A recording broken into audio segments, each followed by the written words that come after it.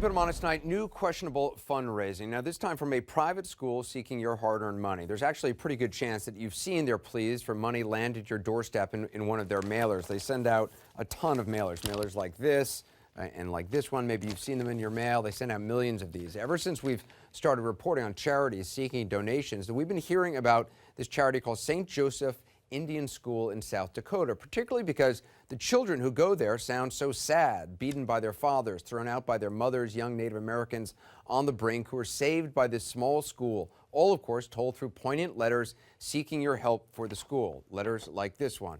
Now take a look. Here's St. Joseph's. It's a real boarding school for Native American kids affiliated with a branch of the Catholic Church. It sits on the banks of the Missouri River in Chamberlain, South Dakota, and as we found, looks pretty nice. Well, it ought to. Last year alone, donors sent this school $51 million. Now, it turns out the school sends out 30 million mailings every single year, and it's collected a fortune using these stories about the Native American kids who go there. Senior investigative correspondent Drew Griffin and senior producer David Fitzpatrick traveled to the school to track down the truth behind those stories. It's kind of a shocker. Here's Drew's report. The pleas for help from St. Joseph Indian School, 30 million pieces of mail a year, arrive with dream catchers, notepads, return address labels, but at the heart are the very personal letters, testimonials written by Native American children who need your help. Like other kids here, Josh writes in what seems to be a child's handwriting, my home on the reservation isn't a safe place for me to be. My dad sometimes drinks and hits me. My mom didn't want me anymore. She chose drugs over me. Josh, pictured here, thanks the would-be donor for keeping him and others safe so we don't have to live like this anymore.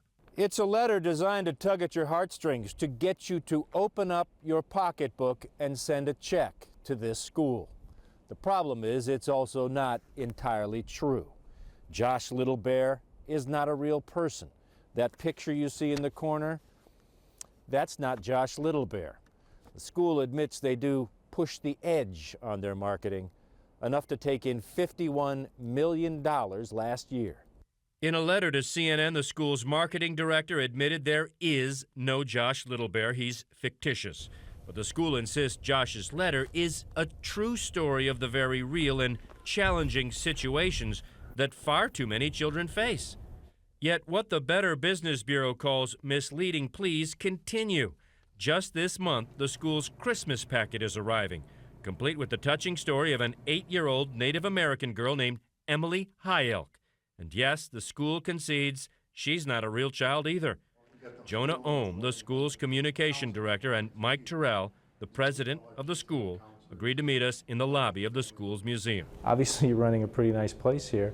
And the basic question that we have is, why do you go through these 30 million mailings a year? Why do you have these, sob stories? There was a pause.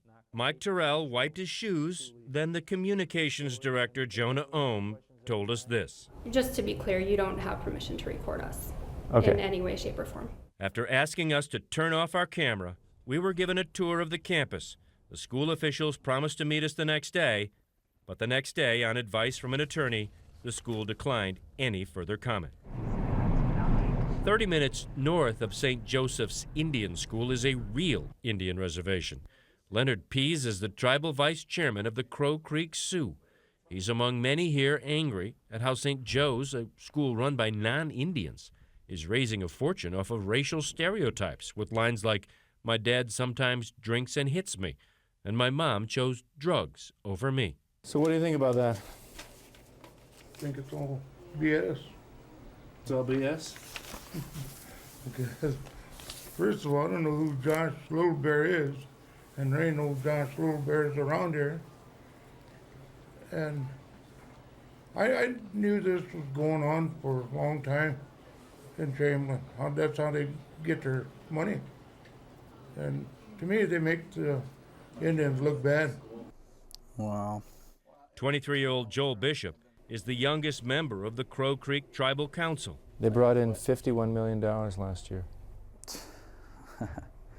Well, I'm sure maybe a lot of that money is being used for our Native American kids, but they need to tell the right story, and I don't know, making up names and using these kind of stereotypes on children, you know, it's just, I don't know, it blows my mind. The fact is, the money is being used for the right reasons, at least as far as CNN was allowed to see. The 200 Native American children are going to this boarding school. They seem happy, well-fed, and housed.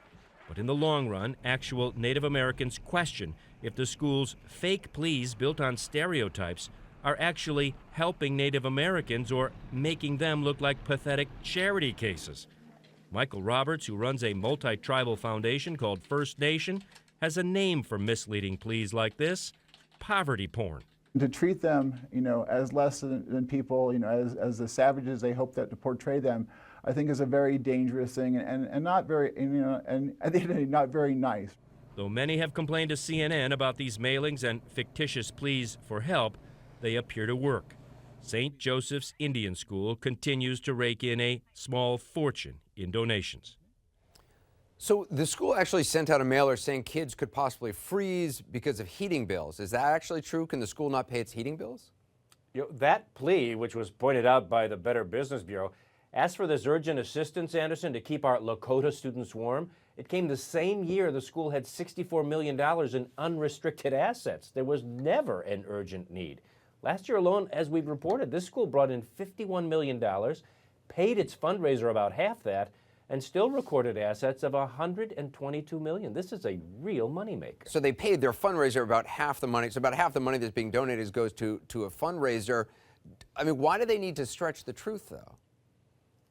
That's the big question. The president told us off camera that it was a good question we were asking, admitting that they're pushing the edge on their pleas. But this is why they do it. They do it because gullible donors who don't check out the charity watchdog ratings give money and give lots of it. We've been hearing about St. Joe's for years, Anderson. We finally went out there to check it out, and you know, people still give money. They get these fake Made in China dream catchers. They think they're helping these Indian kids, and the kids are all fake in these letters.